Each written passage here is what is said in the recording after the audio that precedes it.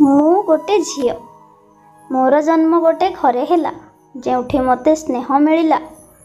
मो बाबा बोऊ मते पाठ पढ़ेइले सम्मान शिखेइले। तेबे मोर विवाह बयस हेगला परे मोर विवाह करदेले। परे मु हेली बहु एवं एठारे मोर परिचय बदली गला। एठारे मु कहार बहु ओ कहार झियो हेकी रहिली। मो बाबा घरे मते कुणिया हेई जीवाकू पड़िला। प्रथम दिन ही मते देखागला घरर गोटे कार्यकर्ता भली। केवल दायित्व अपेक्षा आउ आदेश।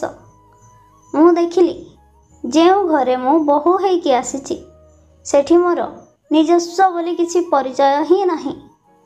जेउ मनीष को मु स्वामी भावे पाइली से केबे मो सपक्षरे छिड़ा हेले नाही। एमिति दिने मु निजको प्रश्न कली मु बहु हेली ठीक कथा किंतु मोर ए घरे निजस्व बोली किछि नाही। एमिति लागुछि मु ए घरर बहु नुह तो गोटे चाकराणी। मोर भी आत्मसम्मान आउ निजस्व परिचय अछि ना। सेही दिनठु मु निष्पत्ति नेली मु आगको बढ़िबी। ए घरर चारि कांथ भितरे चाकराणी भली जीवन बितेइबी नाही। मते मो बाबा बोऊ जो स्वप्न देखैथिले सेटा मु पूरा करिबी।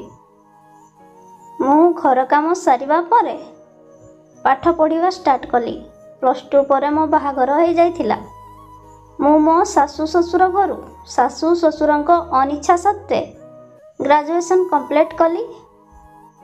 देन चाकरी कली रोजगार कली। निज स्वप्न नहीं आगको बढ़िली। लोके मो सासू ससुरंको कहिले हीरा भली बहुटे पाइच। एमिति बहु भाग्ୟରେ थिले मिले। एमिति बहु को कष्ट दउथुल। मु हसिली आउ कहिली मु खाली बहु नुह मु कहार झियो मध्य। आउ ए संस्कार मते मो बाबा बोऊ देइछंती। मो सासू ससुर तांको भूल बुझिले एवं या परठु मते पर झियो भाविलेनी। मो सासू घरे मते स्नेह आउ सम्मान मिलिला।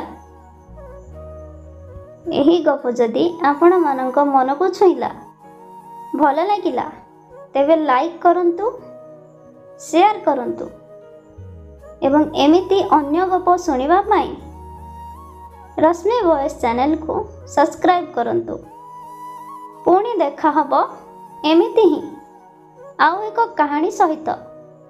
सेतिकी समय पर्यंत आपण मानकु धन्यवाद।